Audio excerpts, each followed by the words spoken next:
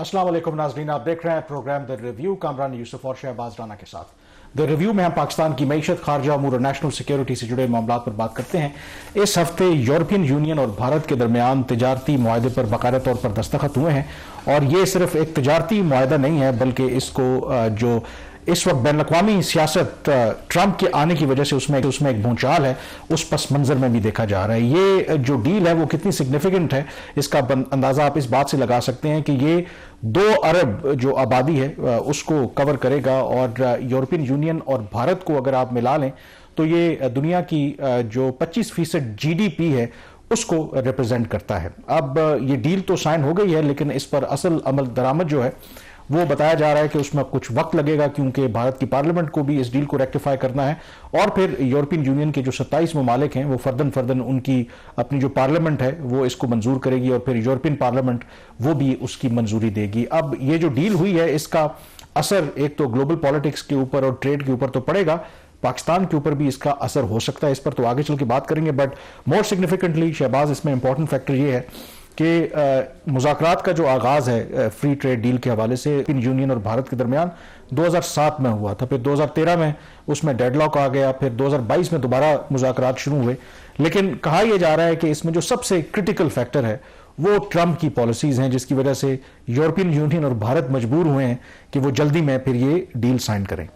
बिल्कुल ऐसा ही है, 2 दहाइयों के बाद ये डील साइन हुई है और इसकी बड़ी फार रीचिंग इम्प्लीकेशंस हैं। दोनों जो बड़े कॉन्टिनेंट्स हैं, साउथ एशिया में आपको पता है कि इंडिया इज़ द लार्जेस्ट जो कंट्री, और EU पूरा, दोनों की तरफ से एक मैसेज प्रेसिडेंट डोनाल्ड ट्रंप को गया है कि जिस तरीके से वो उनको कमर्शियल चीज़ों के ऊपर, ट्रेड के ऊपर, इकोनॉमी के ऊपर, इकोनॉमिक रिलेशंस के ऊपर बुली कर रहे थे, उसका जवाब इंडिया ने और यूरोपीय यूनियन ने इस वायदे की सूरत में दिया है। लेकिन अमेरिका का जो मैसेज गया सो गया, इस डील के पाकिस्तान के ऊपर काफ़ी गहरे असरात हो सकते हैं, और उसमें कुछ एक डेवलपमेंट आज इम्पॉर्टेंट हुई है और वो पार्शली उस चीज़ को नलिफाई कर सकती है जो कि इस डील की वजह से पाकिस्तान की एक्सपोर्ट्स टू यूरोपीय यूनियन होंगे, उस पर जो इम्पैक्ट आएगा उसको आज वज़ीर आज़म शहबाज शरीफ साहब ने 2 ऐलानात किए।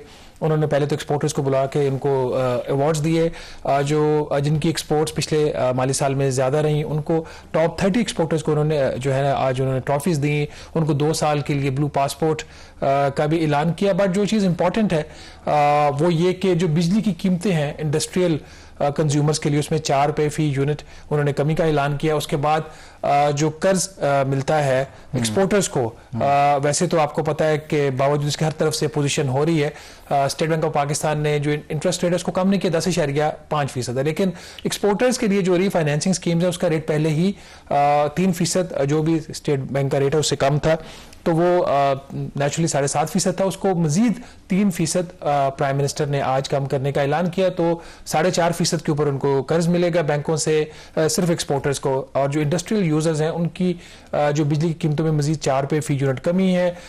तो ये वो इकदाम है कामरान, जिससे मेरे ख्याल में जो प्राइम मिनिस्टर की अगर तकरीर है, ज़ाहिर है कि प्राइम मिनिस्टर हैं, कुछ चीज़ें उन्होंने तारीफ अपनी की, बट मुझे लगा कि मैंने भी वो तकरीर देखी, बहुत सी चीज़ों के ऊपर उन्होंने ऑनेस्टली एक व्यू भी दिया। मसलन जिसमें खास करके उन्होंने कहा कि एक तरफ मईशत स्टेबल तो हो गई है, लेकिन साथ ये कहा कि गुर्बत में भी इजाफा हो रहा है, बेरोजगारी में भी इजाफा हो रहा है, वो तमाम बातें जो हम भी यहाँ पर डिस्कस करते रहे हैं। तो इट्स गुड कि एटलीस्ट अगर जो इक़्तिदार के ईवानों में बैठे लोग हैं, अगर उनको अदराक है एक इशू का, तो तब भी मसले के हल की तरफ जा सकते हैं। एक पार्शल एक रिलीफ जरूर मिली है, लेकिन ये मुकम्मल जवाब नहीं है। एटलीस्ट जो जिस तरह आपने कहा कि एक इशू को उन्होंने रिकग्नाइज किया और एक्सपोर्टर्स को भी उन्होंने रिकग्नाइज किया। अब बात करते हैं थोड़ी इसकी डील की, लेकिन उससे पहले जो चीज़ मुझे कामरान बड़ी हैरानगी हुई, हालांकि हमारे ये टॉप एक्सपोर्टर्स हैं और इनकी बड़ी कंट्रीब्यूशन होती है इकोनॉमी के अंदर। आपको पता है कि पाकिस्तान में एक भी ऐसा एक्सपोर्टर नहीं है जिसकी सालाना टोटल एक कंपनी की जो एक्सपोर्ट्स हैं वो $1 अरब से ज्यादा हो। नाज़रीन, ये चंद नंबर जो आज प्राइम मिनिस्टर की जो तकरीर उसमें भी आपने देखा होगा, वहाँ पे ये अनाउंस हो रहे थे। जो हमारा लार्जेस्ट एक्सपोर्टर है दुनिया का, जिसको जो पाकिस्तानी एक्सपोर्टर है, उसकी जो मैक्सिमम जो एक्सपोर्ट्स हैं पिछले माली साल में $616 मिलियन। उसके बाद जो दूसरे नंबर पे है एक्सपोर्टर, उसकी $560 मिलियन। सेकंड लार्जेस्ट $56 करोड़, उस ठीक है बट ज्यादा नहीं है। $420 मिलियन तीसरे नंबर पे, चौथे नंबर पे $381 मिलियन, 5वें नंबर पे $373 मिलियन। जो पाकिस्तान के 10 टॉप ایکسپورٹرز ہیں ان کی جو ٹوٹل ایکسپورٹس ہیں 10 ٹاپ ایکسپورٹرز کی وہ $3.8 ارب ہیں صرف, اور مجموعی طور پر اگر آپ ایوریج لیں تو $38 کروڑ بھی پر ایکسپورٹر نہیں بنتا. تعریف بنتی ہے ان لوگوں کی کریں, لیکن اس میں قصور ان ایکسپورٹرز کا بھی نہیں ہے پورا, کچھ ان کا قصور ہے وہ ویلیڈیشن میں نہیں گئے, اور کچھ حکومتوں کا قصور ہے جو کہ مہنگی بجلی, مہنگی گیس, زیادہ ہائیسٹ ٹیکس ریٹس, ہائیسٹ جو ہے cost of doing business in the region, اور یہ کامران اس کا نتیجہ نکلتا ہے. یہ ہے بیک گراؤنڈ. اور دوسرا میرے خیال میں ڈائیورسٹی بھی نہیں ہے ہمارے یہاں. میجورٹی جو ہے وہ ٹیکسٹائل میں ہم جانے جاتے ہیں, اور پھر اس طریقے سے اگر آپ ڈائیورسٹی کریں بیکاز اوور دا ایئرز تو اس کے اندر بہت زیادہ پوٹینشیل موجود ہے, اور پاکستان 25 کروڑ کا ملک ہے, کوئی چھوٹا ملک نہیں ہے, اور اس میں $1 ارب کی ایکسپورٹ نہیں کرتا, تو یہ ایک لمحہ فکری ہے. تو اب اگر اس ڈیل کے اوپر آ جائیں گے, اب یہ ڈیل کیا ہے اور اس کا پھر کیسے ہم جو پہلے ہی اسٹرگل کر رہے ہیں, ہمارے ایکسپورٹرز بھی, ہمارے اوور آل ڈومیسٹک جو پروڈکشن ہے وہ بھی سفر کریے. ڈیل ہے کیا بنیادی طور پہ EU اور انڈیا کی؟ اس کے 3 بنیادی مقاصد ہیں کہ جو تجارت کے اوپر جو ریسٹرکشنز لگی ہوئی ہیں ان کو کم کرنا. دوسرا یہ کہ جو بنیادی بات ہے جس کا پاکستان کے اوپر بھی امپیکٹ آ سکتا ہے لائکلی, وہ یہ ہے کہ جو ڈیوٹیز ہیں ایک دوسرے کی جو پروڈکٹس ہیں اس کے اوپر, اس میں خاطر خواہ کمی, میجورٹی کیسز میں 0 ڈیوٹیز ہوں گی. تیسرا مارکیٹ ایکسیس. تو یہ ان 3 پرنسپلز کے اوپر یہ ڈیل سائن ہوئی ہے. ریٹیفیکیشن ٹھیک ہے, آپ نے کہا کہ وہ دونوں سائڈ سے بھی پینڈنگ ہے, بٹ ہوپفلی یہ مجھے یہ لگ رہا ہے کہ یہ ہو جائے گا. اب اس میں جو کون سے سیکٹرز ہیں جو بینیفٹ کریں گے, انفارمیشن ٹیکنالوجی ہے, اس میں ٹیکنالوجیکل جو ایڈوانسمنٹس ہے اس میں کوآپریشن, فارماسیوٹیکلز ہے, اس میں پھر آٹو موبائل ہے, خاص طور پر گاڑیوں کے اوپر آپ کو پتا کہ انڈیا نے بڑی پروٹیکشن رکھی ہوئی تھی, اس کے اوپر بھی وہ ریڈی ہوئے ہیں. ٹیکسٹائل جہاں پہ پاکستان سفر کرے گا, اسٹیل, پیٹرولیم مصنوعات, الیکٹرانک مشینری, اس طرح کی چیزوں کے اوپر یہ انہوں نے ڈیوٹیز کم کی ہیں. اور اگر آپ مجموعی طور پر دیکھیں اس کا جو انڈین جو ایکسپورٹس ہیں اس کا 90 to 93% ان کے اوپر جو ڈیوٹیز ہیں آلموسٹ ایلیمینیٹ ہو جائیں گے, اور صرف 6% ایسی انڈین گڈز ہوں گی جن کے اوپر کو کوٹا ریسٹرکشنز لگیں گی. جو چیز اس میں دیکھنے والی ہے 2-3 بڑی کامران, اس میں جو کہاں پہ یورپی یونین کو فائدہ, پہلے وہ بات کر لیتے ہیں. اس میں EU کو جو میکسیمم جو گین ہوگا ان کی جو انڈسٹریل گڈس کے اوپر جو ان کی ایکسپورٹس ٹو انڈیا تھی اس کے اوپر 44% ڈیوٹیز تو وہ 0 ہو جائیں گی. پھر اسی طریقے سے ان کی جو باقی جو گاڑیوں کی جو 110% سے کم ہو کر صرف 10% رہ جائیں گے. یہاں پہ ایک بہت بڑا انہوں نے اوپننگ لی ہے. کیمیکلز کے اوپر 22% ڈیوٹیاں تھیں وہ کم ہو کے 0 ہو جائیں گی.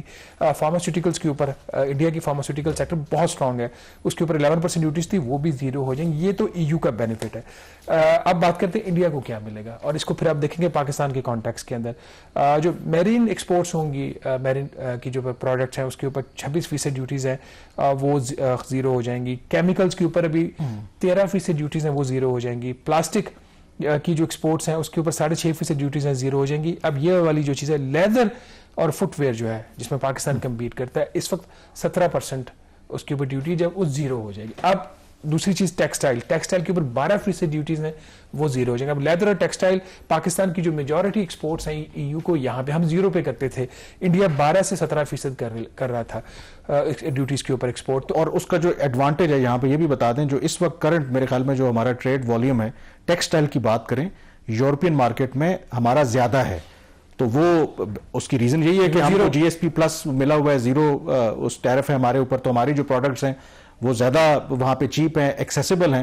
لیکن جب انڈین جو مصنوعات ہیں ٹیکسٹائل کے شعبے میں جب وہ 0 ہوں گی تو ظاہر ہے کہ پھر کمپٹیشن بڑھ جائے گا. اب اس سے اگلا سوال آ جاتا ہے, ان کو موقع ملے گا, ان کے لیے بھی ایکسپورٹس کے اوپر 0 ڈیوٹی, ہمارے لیے بھی 0 ہوگی. اب تو یہ تو EU کے اندر دونوں برابری پہ آ گئے. اب آ جائیں لوکلی ہمارے جو ٹیکسز ہیں 60% کارپوریٹ سیکٹر کے اوپر ٹیکسز سب کچھ ملا لیں, اس میں 29% اس میں آپ کا اسٹینڈرڈ ریٹ ہے, 10% سپر ٹیکس ہے, 15% ڈویڈنڈ انکم ٹیکس ہے, پھر ورکر ویلفیئر فنڈز اور ورکرز پارٹیسپیشن فنڈ ہے وہ کچھ 6 سے 7% ہے, سارا ملا کے کوئی 58 to 60% ٹیکسز بنتے ہیں. یہ کمپیٹ کریں گے انڈیا کے ساتھ 0 ڈیوٹیز کی جب ان کو بھی مل جائے گی.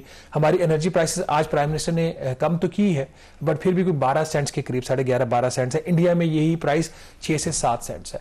انڈیا میں انٹرسٹ ریٹ سنگل ڈیجٹ میں, لوور سنگل ڈیجٹ میں, ہمارا 10.5%. آج پرائم منسٹر نے بھی ذکر کیا کہ governor state bank of Pakistan بیٹھے ہوئے ہیں, ان کو ان کی بات سننی چاہیے. ان کا جی گورنر صاحب ویسے تو بہت اچھے ہیں لیکن تھوڑا سا حوصلہ پکڑے اور انٹرسٹ ریٹس کو کم کرے.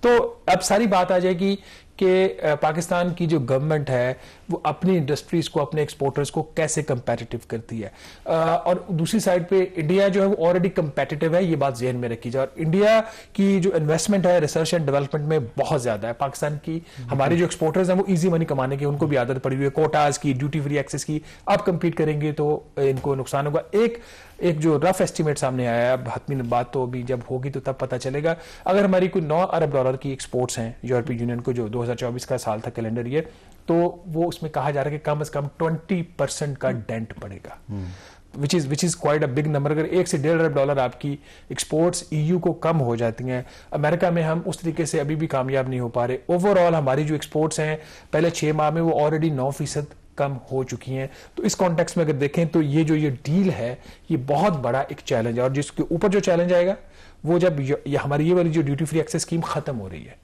دسمبر 2026 یہ آخری سال ہے, 2027 کے لیے میں اگلی GSP+ کی اسکیم آئے گی, اس کے لیے پاکستان کوالیفائی کرتا ہے یا نہیں کرتا, that has to be seen. اگر کوالیفائی کرتا بھی ہے تو جو میری اطلاع, بلکہ آپ کو بھی اس چیز کا پتہ ہے, آپ اس وزٹ میں ہمارے ساتھ تھے, کہ جب برسلز گئے تھے 2 سال پہلے, تو پھر ایک ایکشن پلان بھی اس کے ساتھ آ سکتا ہے, like the FATF action plan. تو اس ساری صورتحال میں ہمارا جو ہیومن رائٹس کا ریکارڈ ہے وہ سب کے سامنے ہے. ہیومن رائٹس کا ریکارڈ پاکستان کا اچھا نہیں ہے. ڈیل کے جو EU اور انڈیا کی جو ڈیل ہوئی ہے اس کے دوسرے ہی دن یورپین یونین کے جو ایمبیسڈر ہیں پاکستان میں اپنے وفد کے ساتھ پرائم منسٹر شہباز شریف سے ملے ہیں, تو آئی بلیو کہ وہ تمام ایشوز پہ بات ہوئی ہے. اور اس کے ایک اور جو پولیٹیکل اور جیو اسٹریٹجک اینگل آپ نہیں سمجھ رہے, اس کے اندر ظاہر ہے کہ جب 2 ملک یا جو 2 بلاک بھارت اور EU کے درمیان اتنا بڑا یہ اب معاہدہ ہوا ہے, تو بھارت کو آپ کو پتا ہے کہ ایک بہت بڑی پھر لیوریج ملے گی. یورپین یونین اگر آپ دیکھیں تو ابھی امریکہ کے ساتھ تو ہمارے تعلقات بے شک اچھے ہیں, لیکن ماضی میں جب بھی پاکستان انڈیا کا کوئی ایشو رہا تو یورپین یونین نے ہمیشہ کنسیڈریبلی ایک نیوٹرل یا آبجیکٹو پوزیشن لی پاکستان کو لے کر کے. لیکن جب بھارت اب اتنی زیادہ ان کی انگریس ہوگی اور وہ جو اگلا پروگرام کی بات کر رہے ہیں, تو آئی ایم ایبسولوٹلی کوئی سرپرائز نہیں ہوگا کہ بھارت اگر میک شور کرے, نمبر 1 کہ پاکستان اس GSP+ کا حصہ نہ بنے, پاکستان کو ہر طرح سے نقصان پہنچانے کی کوشش کی جائے. اگر پاکستان بنتا بھی ہے تو میک شور کہ ایسی کنڈیشنز ہوں تاکہ پاکستان کو وہ سکویز کر سکے. تو اس اینگل کو بھی پاکستان کو دیکھنے کی اس ساری صورتحال میں باقی ناظرین چیزیں کیا کرتے ہیں کیا نہیں کرتے, اٹس اے لانگ پروسیس کہ جب ٹیکسز آپ کے کم ہوں گی, بجلی کی قیمتیں جنرلی کم ہوں گی, کاسٹ آف ڈوئنگ بزنس جو ہے وہ بہتر ہوگی. ہماری جو بیوروکریسی ہے جس کے مائنڈ کے اندر یہ پرسیپشن ہے کہ ہمارا جو کاروباری شخص ہے وہ چور ہے, جب تک یہ چیزیں ٹھیک ہوں گی وہ تو بات کی بات ہے.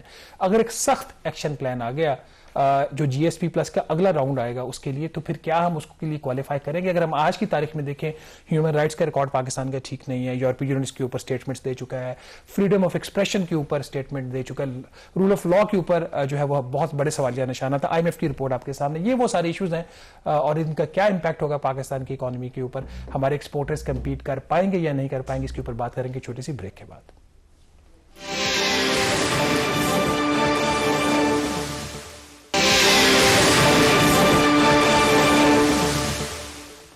جی, بریک کے بعد ایک دفعہ پھر آپ کو خوش آمدید کہتے ہیں. ہم بات کر رہے ہیں جو بھارت اور یورپین یونین کے درمیان اس ہفتے تجارتی معاہدہ ہوا ہے, اس کا پاکستان کی برآمدات کے اوپر خاص کر کے ٹیکسٹائل کا شعبہ کیا اثر پڑے گا. اس پر بات کرنے کے لیے ہمیں جوائن کیا ہے مصدق ذوالقرنین صاحب نے. He is one of the leading exporters of Pakistan, اور آج جو تقریب ہوئی تھی جس میں جو لیڈنگ پاکستان کے ایکسپورٹرز تھے ان کو پرائم منسٹر نے اعزازات سے نوازا, تو مصدق ذوالقرنین صاحب بھی ان میں شامل تھے. تو بہت شکریہ مصدق صاحب جوائن کرنے کے لیے. سب سے پہلے میں آپ سے جاننا چاہوں گا کہ ہماری کوئی اراؤنڈ $9 بلین کی یہ جو یورپین مارکیٹ میں اس وقت برآمدات ہیں, کیا اس پر اثر پڑے گا یہ جو یورپین یونین اور بھارت کے درمیان آزادانہ تجارتی معاہدہ ہوا ہے؟ دیکھیں جی, بہت شکریہ پہلے تو مجھے انوائٹ کرنے کا.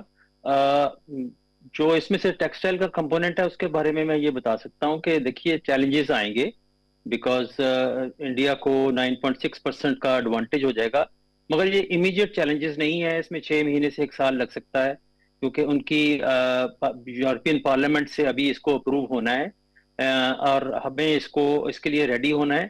اور میں سمجھتا ہوں کہ اس کے لیے حکومت کو بھی اور جو ایکسپورٹرز ہیں ان دونوں کو کام کرنا پڑے گا, اور مجھے امید ہے کہ ہم اس چیلنج کو نبٹنے میں کامیاب ہو جائیں گے. کتنا اثر آتا ہے میں اس وقت کہہ نہیں سکتا, مگر میں بہت زیادہ اس کی وجہ سے ڈسٹربنس نہیں دیکھ رہا, کیونکہ آپ دیکھ رہے ہیں کہ حکومت بھی اس کے بارے میں کانشیس ہے اور انہوں نے آلریڈی سٹیپس لینا شروع کر دی ہیں. اور ہم انشاءاللہ اس کا مقابلہ کرنے کی پوزیشن میں ہوں گے. تھوڑی سی ہماری اور اس میں کوشش کی ضرورت ہے.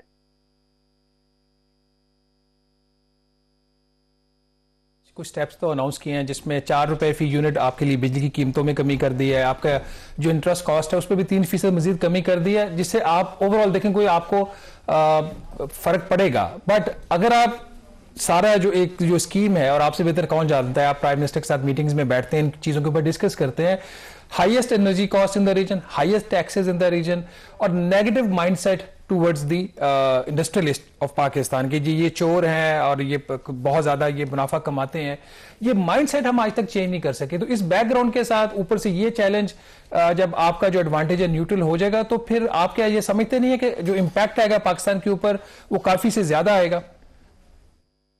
دیکھیں شہباز صاحب, اس میں ایسا ہے کہ پچھلے 1.5 سال میں جو ہندوستان کی کرنسی ہے, انڈین روپی ہے, وہ تقریباً 9% ڈیپریشیٹ ہوا ہے, اور پاکستان کا کرنسی کو 1.5% اپریشیٹ ہوئی ہے. اس کا مطلب یہ ہوا کہ اس پچھلے 1.5 سال میں ہندوستانی ایکسپورٹرز کو کوئی 10.5% کا ہمارے اوپر ایڈوانٹیج ہوا. مگر اللہ کا کرم ہے, ہم نے اس کو کمبیٹ کیا, ہم نے ایفیشنسی سے اس کو کیا. آپ کی بات بالکل صحیح ہے, مائنڈ سیٹ نیگیٹو ہے. ہمارے جو انرجی ریٹس ہیں وہ بھی ہائیسٹ ہیں, ہمارا انٹرسٹ ریٹ جو تھا اس میں تو کچھ کمی آ گئی ہے, مگر جو ہمارے ٹیکس ریٹس ہیں وہ پورے ریجن میں بہت ایکسپورٹس کے لیے سب سے ہائیسٹ ہے. ایون ایکسپورٹس کے علاوہ بھی بہت ہائی ہے. مگر جو آج وزیر اعظم صاحب نے اناؤنس کیا ہے, اس کی وجہ سے جو میں نے کیلکولیشنز کی ہیں, کوئی تقریباً ہمیں 1.5% کی ہماری کاسٹ آف پروڈکشن میں ایڈوانٹیج آئے گا. تقریباً 0.5% ہمیں ایڈوانٹیج آئے گا جو انرجی کی کاسٹ نیچے آ رہی ہے, اور تقریباً 1% ایڈوانٹیج آئے گا ایوریج ایکسپورٹرز کو ان کی کاسٹ آف جو بورنگ ہے اس میں. اس سے پہلے ای ڈی ایف میں جو ای ڈی ایس کلیکٹ ہوتا تھا وہ بھی 0.25, تو 1.75 کی ہمیں ریلیف کچھ حد تک مل گئی ہے. کچھ ہمیں بھی ایفیشنسی میں کام کرنا پڑے گا. میں یہ سمجھتا ہوں, میں بار بار یہ کہتا ہوں کہ میں بالکل ڈیویلیوشن کے فیور میں نہیں ہوں, مگر آپ آئی تھنک آپ اکانومی پہ بہت بڑی نظر رکھتے ہیں. ہمارا جو ریئر ہے اس وقت, وہ جو ریئل افیکٹو ایکسچینج ریٹ ہے وہ 103 اور 104 کے درمیان ہوور کر رہا ہے, اور کسی بھی ملک کو اگر ایکسپورٹس کو پروموٹ کرنا ہے تو وہ 99 اور 100 کے درمیان ہونا چاہیے. تو یہ میں سمجھتا ہوں کہ تھوڑا سا مینیجڈ ہے اس وقت ایکسچینج ریٹ ہمارا, تھوڑا سا اس کو آہستہ آہستہ ایڈجسٹ کیا جائے 2-3%, تو ہمیں یہ ریلیف آ جائے گی. پھر دوسری چیز یہ ہے شہباز صاحب کہ جو بڑے کسٹمرز ہوتے ہیں, جو بڑے ریٹیلرز ہوتے ہیں, جو بڑے برانڈز ہوتے ہیں, وہ بڑی جلدی سے شفٹ نہیں کرتے ہیں. انہوں نے اپنا اسپریڈ بھی رکھنا ہوتا ہے مختلف کنٹریز میں, اور جو ہمارے پاکستان میں بہت بڑے بڑے برانڈز ہمارے ساتھ کام کر رہے ہیں, بڑے بڑے ریٹیلرز کام کر رہے ہیں, ڈیفینیٹلی وہ کچھ نہ کچھ اس کا کاسٹ پریشر ہمارے پہ آئے گا, اور ہمیں اس کو کمبیٹ کرنا پڑے گا. مگر مجھے امید ہے کہ کوئی 1-8 سال میں کچھ ہماری جو سمرائز کر سکوں, قطع کلامی کی معذرت, اگر اس کو میں سمرائز کر سکوں, 12% ٹیکسٹائل کے اوپر اس وقت انڈیا کے اوپر ڈیوٹیز تھیں جو 0 ہو جائیں گی, تو ایک تو ان کو وہاں سے ایڈوانٹیج ہو گیا. پھر جیسے آپ فرما رہے ہیں کہ 4% تو صرف ہمارا جو روپیہ ہے اس کی قدر جو ہونی چاہیے, جو خود اسٹیٹ بینک آف پاکستان کا بینچ مارک ہے, اس سے زیادہ, مطلب یہ کہ ہمیں کوئی 10 سے 11 روپے کی ڈی ویلیویشن کرنی ہے. ایڈوانٹیج جو آج پرائم منسٹر نے آپ کو دیا ہے وہ صرف 2% کا, سب کچھ ملا بھی لیں, پچھلا ای ڈی ایف والا بھی, تو اتنا آپ 10 سے 15% کے اوپر آپ ایک ڈس ایڈوانٹیجز پوزیشن کے اوپر چلے گئے ہیں. تو یہ جو 15% کا سفر ہے, کیونکہ آپ انٹرنیشنل مارکیٹ میں جب کمپیٹ کرتے ہیں آپ کے مارجنز بھی بہت لو ہوتے ہیں, آپ جانتے ہیں اس چیز کو, تو یہ 15% کا جو سفر ہے یہ کیسے آپ پر کتنے عرصے میں ہمیں طے کرنا پڑے گا؟ شہباز صاحب, ایک تو میں یہ کریکٹ کر دوں کہ اس وقت 12% نہیں ہے, وہ 9.6% ہے ان کو جو ایڈوانٹیج آیا ہے.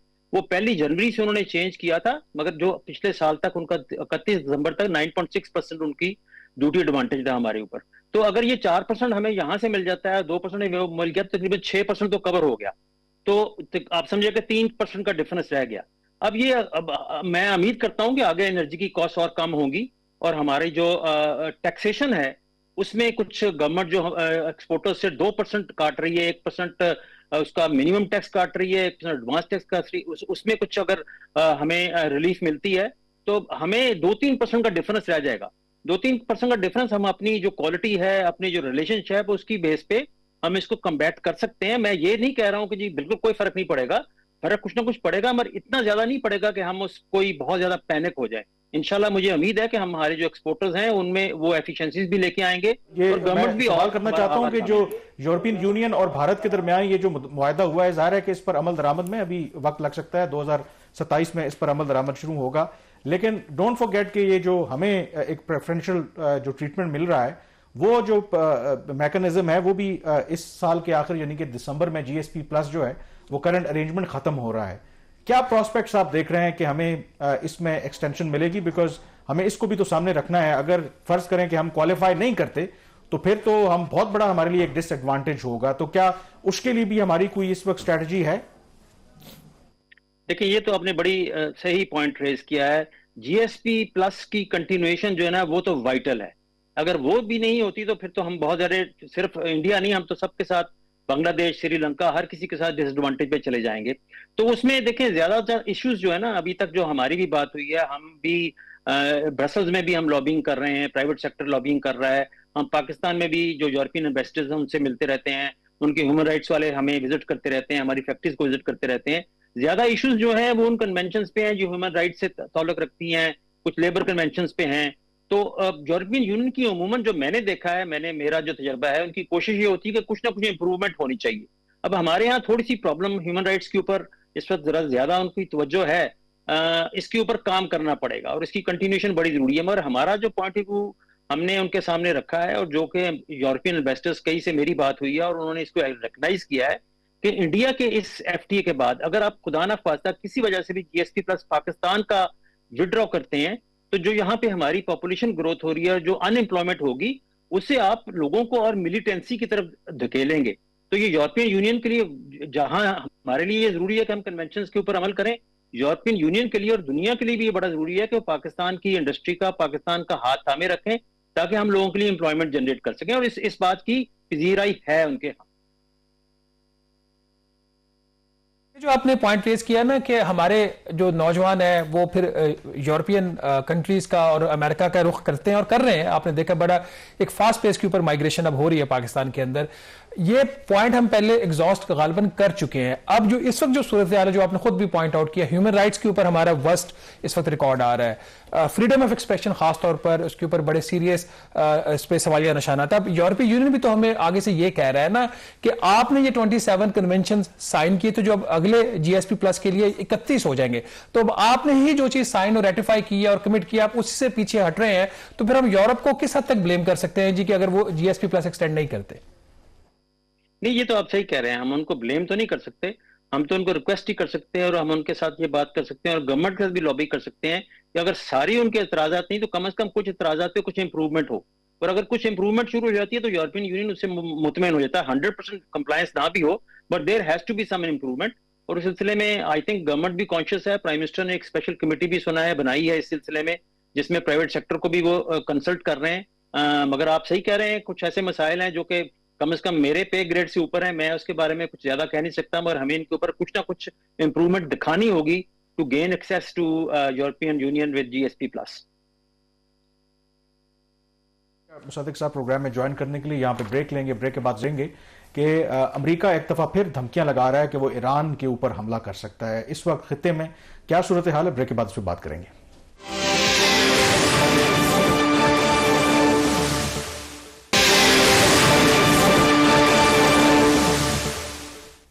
جی، بریک کے بعد ایک دفعہ پھر آپ کو خوش آمدید کہتے ہیں. ایران کے اوپر ایک دفعہ پھر امریکی حملے کے جو بادل ہیں وہ منڈلا رہے ہیں، اور امریکی صدر ٹرمپ نے اس ہفتے کئی مرتبہ یہ دھمکی لگائی ہے کہ وہ ایران کے خلاف کوئی بڑی کارروائی کر سکتے ہیں. اور اس وقت نہ صرف وہ دھمکی لگا رہے ہیں بلکہ امریکہ کے جو ملٹری ایسٹس ہیں، بتایا جا رہا ہے کہ 10 کم از کم جو ان کے بحری بیڑے ہیں وہ اس وقت ریجن میں موجود ہیں. جو سب سے بڑا بحری بیڑا ان کا ابراہم لنکن، وہ بھی اس ریجن میں موجود ہے. اور امریکی صدر ٹرمپ نے یہ کہا ہے کہ بالکل وہ کسی بھی ایکشن کے لیے وہ تیار ہیں، لیکن انہوں نے کہا کہ آئیڈیلی وہ یہی چاہتے ہیں کہ انہیں یہ تمام جو ملٹری ایسٹس ہیں ان کو استعمال کرنے کی ضرورت نہ پڑے اور ایران کے ساتھ ایک نیوکلیئر ڈیل ہو جائے. انہوں نے کہا کہ ان کے 2 ہی مطالبے ہیں، ایک کہ ایران جو نیوکلیئر جو پروگرام ہے اس سے دستبردار ہو جائے، اور دوسرا وہ جو حال ہی میں مظاہرے ہوئے تھے ایران میں، تو ان مظاہرین کے خلاف کسی بھی طرح کی کوئی انتقامی کارروائی نہ کرے. دوسری طرف جو اس وقت صورتحال ہے وہ ایران کہتا ہے کہ وہ بات چیت کے لیے تیار ہیں، لیکن اگر ان کی کن پٹی کے اوپر بندوق رکھ کر مذاکرات کرنے کی کوشش کی جائے گی تو پھر وہ ایسے مذاکرات نہیں کریں گے. انفیکٹ شہباز، جو خبریں آ رہی ہیں ایران کے جو اسٹیٹ میڈیا نے رپورٹ کیا ہے کہ جو اسٹریٹ آف ہرموز ہیں اس میں ایرانین جو ریولیوشنری گارڈ ہے انہوں نے ایکسرسائزز شروع کی ہیں، اور ایک رپورٹ کے مطابق ان ایکسرسائزز میں چین اور جو رشین فورسز ہیں وہ بھی شامل ہیں. اس کی انڈیپینڈنٹلی تصدیق تو نہیں ہوئی لیکن یہ رپورٹ کیا جا رہا ہے. اگر تو یہ صورتحال ہے تو شاید کافی سچویشن جو ہے وہ ٹینس ہے، کیونکہ اسٹریٹ آف ہرموز کی آپ کو پتہ ہے کہ کتنی امپورٹنٹ سگنیفیکنس ہے، جہاں ایک اہم یہ شپنگ لین ہے، اور ماضی میں ایران یہ دھمکی دیتا رہا ہے کہ اگر ان پر دباؤ آئے گا تو وہ اس کو بند بھی کر سکتے ہیں. کامران، بڑی ہی ایک اس وقت گریو سیکیورٹی سچویشن بنتی جا رہی ہے ریجن کے اندر. ہم نے پچھلے پروگرام میں بھی بات کر رہے تھے کہ جو پریزیڈنٹ ڈونلڈ ٹرمپ نے کہا کہ ابھی فی الحال وہ ان کا جنگ کا ارادہ نہیں، تو ٹرسٹ نہیں کیا جا سکتا ان کا، جس طریقے سے ان کا ماضی میں اس لحاظ سے ٹریک ریکارڈ رہا ہے. اب یہ ان کی جو دو ڈیمانڈز ہیں جی کہ نو نیوکلیئر ویپنز، اور دوسرے یہ کہ جو پروٹیسٹرز جو ہیں ان کی کلنگز نہ ہو. وہاں پہ جو جہاں تک مظاہرے ہو رہے تھے وہ تو میرا خیال رک گئے ہیں یا اس میں کافی حد تک بہتری آ گئی ہے. اب خود پریزیڈنٹ ڈونلڈ ٹرمپ یہ دعویٰ کر چکے ہیں کہ انہوں نے جب ایران کے اوپر انہوں نے حملہ کیا تھا، اس میں ان کی جو بمبارڈمنٹ کی گئی تو اس کے بعد انہوں نے کہا تھا ان کی جو نیوکلیئر کیپیبلٹیز ہیں وہ ختم ہو گئی ہیں. تو اگر اس وقت ان کی نیوکلیئر کیپیبلٹیز ختم ہو گئی تھی تو پھر یہ اب اچانک سے پھر یہ جو ڈیمانڈ سامنے ہے اس کو آپ کیسے دیکھ رہے ہیں؟ بالکل، اس میں ایک کنٹرڈکشن بھی اسی وجہ سے نظر آتی ہے. اور دوسرا جو ایران کا جو پبلک سٹانس ہے وہ تو ہمیشہ یہ کہتے ہیں کہ وہ کبھی بھی جوہری جو پروگرام ہے اس کو انہوں نے کبھی پرسو نہیں کیا. وہ حوالہ دیتے ہیں ایران کے سپریم لیڈر نے جو فتویٰ دے رکھا ہے کہ جو نیوکلیئر ویپنز بنانا جو ہے وہ غیر شرعی اور غیر اسلامی ہے، لیکن وہ ساتھ یہ کہتے ہیں کہ جہاں تک سویلین پرپسز کے لیے تو اس کے لیے ایران اپنا جو حق ہے اس سے دستبردار نہیں ہوگا. لیکن امریکہ میرے خیال میں، اور ان کے ساتھ اسرائیل بھی شامل ہے، ان کو یہ واضح ایک سچویشن پتہ ہے کہ اس وقت ایران میرے خیال میں تاریخ میں جب سے انقلاب آیا تھا تو بہت کمزور ہے. دو کہ انہوں نے سسٹین تو کیا ہے اپنے آپ کو، ابھی تک وہ ہولڈ کر رہے ہیں. اگر آپ ریجن کے اندر دیکھیں جتنے ان کے ایلائز تھے وہ بے شک گروپ کی شکل میں ہو یا بشار الاسد کی صورت میں وہاں پر شام میں حکومت ہو، وہ تمام کے تمام ختم ہو چکے ہیں یا بہت کمزور ہو چکے ہیں. پھر یہ پچھلے سال جو جنگ ہوئی تھی اسرائیل کے ساتھ اور امریکہ بھی شامل ہوا تھا، اس سے بھی ان کی معیشت کو دھچکا لگایا. پھر جو حالیہ مظاہرے ہوئے ہیں اس سے بھی آپ کو اندازہ ہوتا ہے کہ وہاں پر اکنامک سچویشن کیا ہے. انفیکٹ اسی ہفتے بتایا جا رہا ہے کہ جو ایک امریکی ڈالر ہے وہ اب کوئی 15 لاکھ جو ایرانی ریال ہیں ادھر تک پہنچ گیا. تو آپ امیجن کر سکتے ہیں کہ وہاں پر کاسٹ آف لیونگ کی کیا سچویشن ہے. تو یہ کمبینیشن آف فیکٹرز ہیں جس کی وجہ سے شاید امریکہ کو لگتا ہے کہ یہ ایک بہترین موقع ہے کہ اگر ہم صحیح ان کے اوپر دباؤ ڈال کر کوئی اپنی مرضی کی ڈیل کر لیں. اب کوشچن اس کے اندر یہ ہے کہ ایران اسی چیز کے اوپر پچھلے کئی عرصے سے انہوں نے ایک سٹینڈ لیا ہے کہ وہ اپنے جو سویلین نیوکلیئر پروگرام ہے اسے دستبردار نہیں ہوں گے، اس کا جو ڈیفنس ہے اس میں کوئی کمپرومائز نہیں کریں گے. لیکن اگر یہ موجودہ ایران کی حکومت کمپرومائز کر لیتی، کہتی کہ ہاں ہم بالکل مکمل طور پر کوئی یورینیم انرچ نہیں کریں گے، اپنا میزائل پروگرام بھی ختم کر دیتے ہیں، تو یہ تو اٹ سیلف کہا جاتا ہے کہ ایرانین رجیم کی ڈیتھ ہو جائے گی. لیکن دوسرا سوال یہ ہے کہ اگر وہ ایسا نہیں کرتے تو جو امریکہ دھمکی لگا رہا ہے کہ وہ کوئی ان کے خلاف کارروائی کر سکتا ہے تو ایران کس طریقے سے رسپونڈ کرے گا. تو یہ کافی ڈیلیکیٹ سچویشن ہے. اور اس ساری سچویشن کے اندر جو ریجن کے ممالک ہیں ہمیں یہ نہیں بھولنا چاہیے کہ وہ بھی متاثر ہوں گے. اور اس ہفتے ہم نے دیکھا کہ سعودی کراؤن پرنس محمد بن سلمان اور ایران کے صدر کے درمیان ٹیلی فونک رابطہ ہوا، اور اس کے بعد سعودی عرب نے واضح طور پر یہ بیان جاری کیا کہ وہ کسی بھی طرح کی جو کارروائی ہے ایران کے خلاف اپنی جو فضائی حدود ہے اس کو استعمال کرنے کی اجازت نہیں دیں گے. اس سے پہلے یو اے ای بھی یہ سٹیٹمنٹ دے چکا ہے. اور رہی بات جہاں تک پاکستان کی ہے تو پاکستان کے پرائم منسٹر کی بھی کل ایران کے صدر سے بات ہوئی ہے، فارن منسٹر جو دونوں ملکوں کے ان کی بھی آپس میں بات ہوئی ہے، اور دفتر خارجہ کے ترجمان نے بھی کل کہا ہے کہ ہم ایٹ دا سیم ٹائم امریکہ کے ساتھ بھی رابطے میں ہیں. پرپز اس کا صرف یہ ہے کہ کسی طریقے سے ڈی ایسکیلیشن کی جائے. اور پاکستان نے بڑی ایک کلیئر پوزیشن لی ہے کہ ہم ایران کے خلاف کسی بھی جو طاقت کا استعمال ہے اس کے بھی خلاف ہیں، اور جو یک طرفہ سینکشنز ان کے خلاف لگائی گئی ہیں ہم اس کے بھی خلاف ہیں. تو پاکستان نے ایک کلیئر پوزیشن لی ہے کہ we don't want war in our neighbourhood. ہم چاہتے ہیں کہ بات چیت اور ڈپلومیسی کے ذریعے معاملات حل. کامرس میں آپ نے چین اور رشیا کی فورسز کا بھی ذکر کیا جو جوائنٹ ایکسرسائزز کر سکتے ہیں، آلدو انکنفرم رپورٹس ہیں. تو چین کا اور روس کا اس میں انوالو ہونا ہے اسٹیج کے اوپر، اس کی کتنی اہمیت ہے؟ کیا امریکہ اس کو سیریس لے گا؟ کیونکہ کچھ ایسے لگ رہا ہے کہ امریکہ جہاں پہ اس کے ہیجمونک ڈیزائنز ہیں وہاں اس کے ساتھ ساتھ وہ تھوڑا سا ریٹریٹ بھی کر رہا ہے گلوبل اسٹیج سے.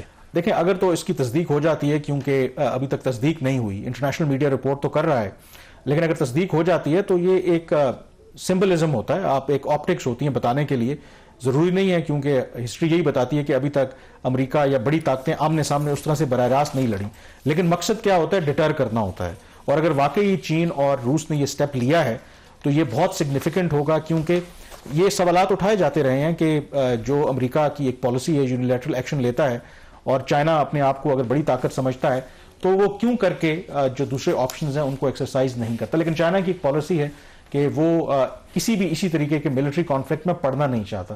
بٹ کچھ لوگوں کا خیال ہے کہ شاید ٹائم آ گیا کہ چائنا کو کچھ ایکشن لینا ہوگا, لیکن چائنا ایکشن لے نہ لے, جو امریکہ کے اتحادی ہیں وہ امریکہ سے ضرور تنگ ہیں, اور ایک تانتا بندھا ہوا ہے. جو ویسٹرن لیڈرز ہیں وہ دورہ کر رہے ہیں بیجنگ کا اس سخت سردی کے موسم میں, اور اس کی کیا وجہ ہے, کیوں اب وہ چین کی طرف دیکھ رہے ہیں, بریک کے بعد اس پہ بات کریں گے.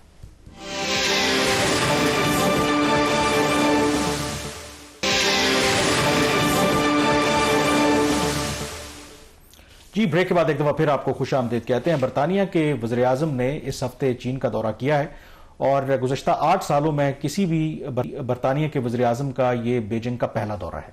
اب اس دورے کی جو اہمیت ہے آپ اس کا اندازہ اس بات سے لگا سکتے ہیں, جو برطانیہ کے موجودہ وزیر اعظم ہیں کیئر سٹارمر, وہ ماضی میں چین کو برطانیہ کے لیے نیشنل سیکیورٹی تھریٹ سمجھ چکے ہیں, اور وہ بہت عرصے تک جو برطانیہ ہے, جو چین لنڈن میں اپنی ایک نئی ایمبیسی بنانا چاہتا ہے, اس کی زمین ان کو دینے کے لیے تیار نہیں تھے, این او سی دینے کے لیے تیار نہیں تھے. لیکن یہ دونوں چیزیں ہو گئی ہیں. حال ہی میں ہم نے دیکھا کہ برطانیہ کی حکومت نے وہ اعتراض ختم کیا اور چین کو یہ اجازت دی کہ وہ لنڈن میں اپنا مرضی کا بڑا سفارت خانہ بنا سکتے ہیں, اور ساتھ ہی پھر برطانیہ کے وزیر اعظم جو ہیں وہ چین کے دورے پر پہنچے, اور ان کی چین کے صدر سے ملاقات ہوئی, اور اس ملاقات کے بعد انہوں نے کہا شہباز کہ وہ ایک ایسا ریلیشن شپ چاہتے ہیں جو کمپریہنسو ہو, جو ٹرانسپیرنٹ ہو, اور ایک امپورٹنس انہوں نے دی ہے. اب یہ بہت سگنیفیکنٹ بات ہے, کیونکہ عام طور پر جو برطانیہ ہے وہ وہی لائن فالو کرتا ہے جو آپ کو پتا ہے جو امریکہ اسے کہتا ہے, اور باقی جو مغربی طاقتیں ہیں. اور پچھلا اگر آپ اٹھا کے دیکھ لیں ہسٹری, تو یہ تمام ممالک یک زبان ہو کر کے چین کو اپنے لیے ایک بہت بڑا خطرہ سمجھتے تھے.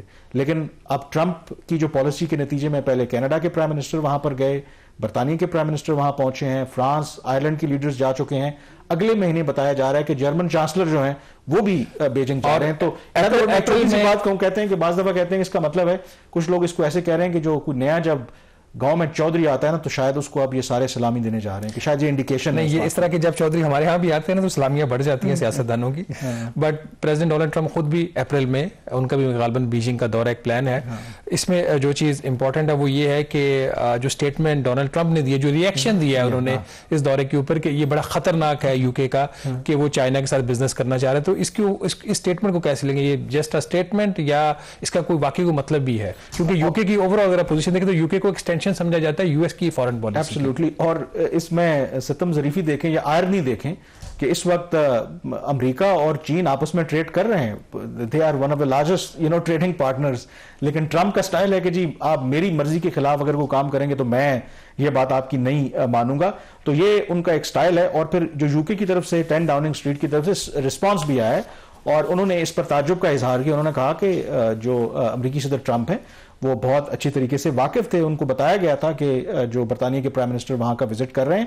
تو کلیئرلی یہاں پر جو ہم کہہ رہے تھے کہ ایک سیکنڈ ورلڈ وار کے بعد ایک یو ایس لیڈ آرڈر تھا, وہ جو کینیڈا کے پرائم منسٹر نے ورلڈ اکنامک فورم پر صحیح کہا تھا کہ وہ یہ ٹرانزیشن نہیں ہے بلکہ رپچر, یعنی کہ اس میں ایک وہ ٹوٹ چکا ہے.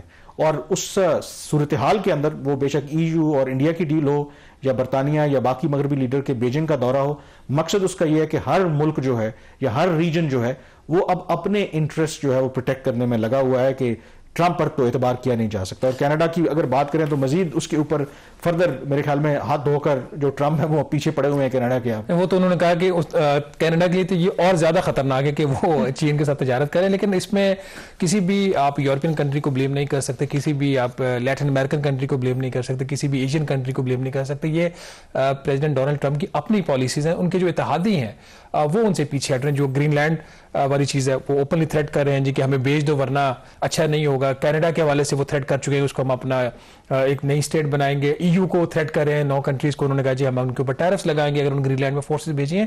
تو جب اپنے اتحادیوں کو آپ دھمکیاں لگاتے ہیں تو پھر ان کے پاس بھی چوائسیز ہوتی ہیں. ٹھیک ہے ابھی ان کے پاس اتنی زیادہ چوائسیز نہیں ہوں گی, but what ever options they have they will exhaust all those options. لیکن ان ساری صورتحال کے اندر میرے خیال میں پاکستان ہی واحد ملک ہے جو ٹرمپ کے ساتھ بڑے ابھی تک اچھے تعلقات ہیں. کب یہ پلٹا کھا جائیں یو نیور نو. ایک اور جو سٹیٹمنٹ جاتے جاتے میں آپ کو بتا دوں چین کے جو پریزیڈنٹ نے دی ہے وہ بورڈ آف پیس کے کانٹیکسٹ میں ہی انہوں نے دی ہے, اور انہوں نے ری ایٹریٹ کیا کہ چین جو UN کا جو سسٹم ہے اس کو وہ سپورٹ کرتا ہے. تو بہت سے ماہرین کا خیال ہے کہ انڈائریکٹلی انہوں نے ہٹ کیا ہے کہ یہ جو بورڈ آف پیس ہے امریکی صدر ٹرمپ کا, جو کہا جاتا ہے کہ کوشش ہے پیرلل UN کا سیٹ اپ کرنے کی, تو اس کو چین کے صدر نے اپوز کیا ہے. تو اس پر بھی میرے خیال میں پاکستان کو ذرا نظر رکھنے کی ضرورت ہے. پروگرام دا ریویو سے اتنا ہی. کامران یوسف اور شہباز رانا کو اجازت دیجیے. اللہ حافظ.